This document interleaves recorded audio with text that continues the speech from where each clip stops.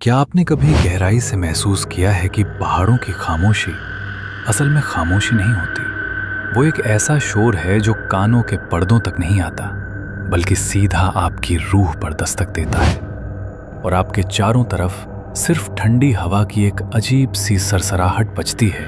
तब अचानक लगता है जैसे पूरी कायनात ने आपको अकेला छोड़ दिया हो। लेकिन सच तो ये है कि पहाड़ों में कोई भी कभी अकेला नहीं होता, क्योंकि यहाँ अकेलापन भी किसी अदृश्य साए की तरह आपके साथ साथ चलता है। यहाँ जब आप रुकते हैं तो सिर्फ आपके कदम नहीं रुकते, यहाँ आसपास की हर खामोशी आपकी तरफ मुड़कर देखने लगती है। यहाँ हवा का हर झोंका सिर्फ जिस्म को ठिठुराने वाली ठंड नहीं लाता, कभी कभी वो किसी सदियों पुराने दफन राज की सरगोशी भी साथ लाता है। और जो लोग बड़े यकीन से कहते हैं कि पहाड़ों में सुकून मिलता है, वो शायद यहाँ सिर्फ दिन के उजाले में आए होंगे, क्योंकि रात के पहर में पहाड़ सुकून नहीं देते। रात में पहाड़ बेरहमी से याद दिलाते हैं कि एक इंसान कितना अकेला और कितना मजबूर है। दो चेहरों वाला शहर मसूरी, दिन के उजाले में हंसती मुस्कुराती पहाड़ों की रानी। सुबह के वक्त मॉल रोड पर वो सैलानियों की बेतहाशा भीड़ और चहल पहल, कैफे के कोनों से आती ताज़ा कॉफ़ी और गर्म पकौड़ों की सौंधी खुशबू, पर्यटकों के ठहाके। दिन में मसूरी आपको अपनाती है, आपको बाहों में भरती है, लेकिन रात में यही मसूरी आपको परखती है। जैसे ही सूरज हिमालय की बर्फीली चोटियों के पीछे धीरे धीरे दम तोड़ने लगता है, शहर का सारा शोर अपने आप घुटने टेक देता है। दुकानों के भारी लोहे के शटर एक एक करके गिरने लगते हैं, सड़कें वीरान होने लगती हैं और संकरी गलियों में एक अजीब सी भारी खामोशी भरने लगती है। ये वही खामोशी होती है जिसमें आपको अपने ही कदमों की आवाज़ अचानक बहुत तेज़ और डरावनी लगने लगती है। देवदार के वो ऊंचे पेड़ जो दिन में सिर्फ कुदरत का हिस्सा लगते हैं, रात में आपके सिर के ऊपर इस कदर झुक जाते हैं जैसे वो आपकी बातें सुनने की कोशिश कर रहे हों, जैसे कोई इन घने पहाड़ों के बीच छिपकर आपकी हर एक सांस की गिनती कर रहा हो। और इन्हीं खौफनाक पहाड़ों के बीच से सांप की तरह गुजरती है कैमल्स बैक रोड। एक तरफ हजारों फीट गहरी काली खाई, दूसरी तरफ सीना ताने खड़ी पत्थरों की ठंडी दीवारें। दिन में लोग यहाँ रुकते हैं, मुस्कुराकर तस्वीरें खींचते हैं और ढलते सूरज का नज़ारा देखते हैं।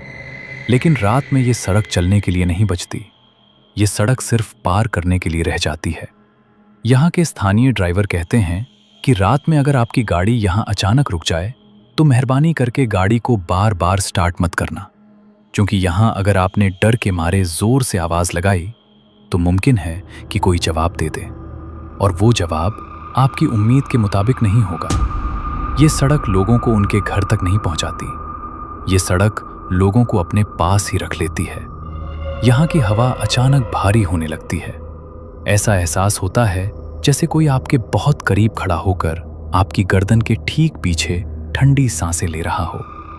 कई अनुभवी ड्राइवरों का दावा है कि गाड़ी चलाते वक्त उन्हें ऐसा लगता है जैसे पीछे की सीट पर कोई बैठा है, लेकिन जब वो कांपते हाथों से शीशे में देखते हैं तो पीछे की सीट खाली होती है। कुछ बदनसीबों को अपने कानों के बिल्कुल पास किसी की बर्फीली सांस महसूस होती है, और कुछ लोग तो यहाँ तक दावा करते हैं कि उन्होंने अपनी ही परछाई को खुद से अलग होकर किसी दूसरी दिशा में चलते देखा है। अक्टूबर 1997 की एक हाड़ कंपा देने वाली रात। मदन नाम का एक पुराना टैक्सी ड्राइवर लंढौर से अपनी आखिरी सवारी छोड़कर वापस लौट रहा था। मुख्य रास्ता भूस्खलन की वजह से बंद था और कैमल्स बैक रोड ही घर पहुंचने का एकमात्र जरिया था। हल्की बारिश हो रही थी, कोहरा सड़क पर किसी सफेद दीवार की तरह खड़ा था। गाड़ी के वाइपर एक सधी हुई लय में चल रहे थे और रेडियो पर कोई पुराना नगमा बहुत धीमे सुर में बज रहा था। मदन सालों से इस सड़क का खिलाड़ी था, उसे हर मोड़, हर पत्थर और हर उतार चढ़ाव जुबानी याद था। लेकिन उस रात उसे ऐसा लग रहा था जैसे ये सड़क कुछ बदली बदली सी है, जैसे ये रास्ता उसे पहचान तो रहा हो, लेकिन पहचान कर एक बेहद डरावनी मुस्कान बिखेर रहा हो। अचानक रेडियो में अजीब सी खरखराहट शुरू हो गई। जैसे किसी ने जानबूझकर सिग्नल काट दिया हो। और उसी शोर के बीच मदन को लगा कि किसी ने उसके कान के पास उसका नाम पुकारा। मदन।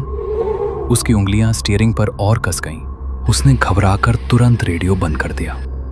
अब गाड़ी के अंदर जो सन्नाटा था वो इतना गहरा था कि उसे अपनी ही धड़कनें किसी नगाड़े की तरह सुनाई दे रही थी। उसे यकीन हो गया कि गाड़ी के अंदर वो अकेला नहीं है, जैसे कोई पीछे बैठा हुआ उसे खामोशी से देख रहा हो। तभी एक अंधे मोड़ पर उसकी हेडलाइट की रोशनी कोहरे से टकराकर बिखर गई और ठीक उसी पल सड़क के बीचों बीच एक काला साया उभरा। वो हिल नहीं रहा था, न आगे बढ़ रहा था न पीछे हट रहा था, बस मदन की तरफ देख रहा था। मदन ने कांपते हुए गाड़ी धीमी की और हिम्मत जुटाकर शीशा नीचे किया। कौन है वहां? जवाब में सिर्फ खाई से लौटती उसकी अपनी ही डरावनी गूंज सुनाई दी। उसने टॉर्च जलाई और उसकी रोशनी उस साए पर डाली और उसी पल मदन की सांस गले में ही अटक गई। उस साए का कोई चेहरा ही नहीं था। जहां आंखें होनी चाहिए थीं, वहां सिर्फ गहरा अंधेरा था। जहां मुंह होना चाहिए था, वहां खाल की एक सपाट डरावनी चादर थी। हवा अचानक और भी ठंडी हो गई।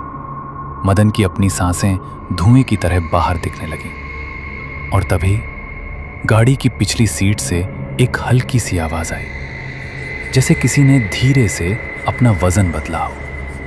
मदन ने पीछे मुड़कर नहीं देखा। उसने बस गाड़ी मोड़ी और पागलों की तरह एक्सीलेटर दबाकर वहां से भाग निकला। उस काली रात के बाद मदन ने फिर कभी स्टीयरिंग नहीं थामा। वो आज भी आधी रात को चीख कर रुक जाता है।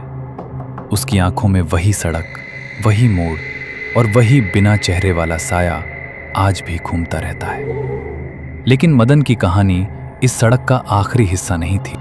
जो भी रात में सड़क पर अकेला निकला, वो अपने साथ कुछ न कुछ डरावना लेकर वापस आया। कभी रूहानी डर, कभी एक अजीब सी खामोशी और कभी ये एहसास कि कोई अदृश्य चीज उसके पीछे अब भी चल रही है। आज भी सूरज ढलने के बाद कोई भी स्थानीय ड्राइवर इस सड़क पर रुकना पसंद नहीं करता। अगर हेडलाइट की रोशनी में कुछ अजीब दिख भी जाए तो वे नजरें नीची रखते हैं, क्योंकि बुजुर्गों का कहना है कि अगर आपने उस साए की आंखों में झांक लिया तो वो फिर कभी आपका पीछा नहीं छोड़ेगा। वो आपके साथ चलने लगेगा, आपके वजूद तक। तो अगली बार अगर आप रात में कैमल्स बैक रोड से गुजरें और आपको महसूस हो कि आपकी अपनी परछाई आपसे अलग होकर चल रही है, तो पीछे मुड़कर बिल्कुल मत देखिएगा, बस चलते रहिएगा। क्योंकि कुछ रास्ते सिर्फ मंजिल तक नहीं ले जाते, कुछ रास्ते आपको अपने ही अंधेरे में हमेशा के लिए दफन कर लेते हैं।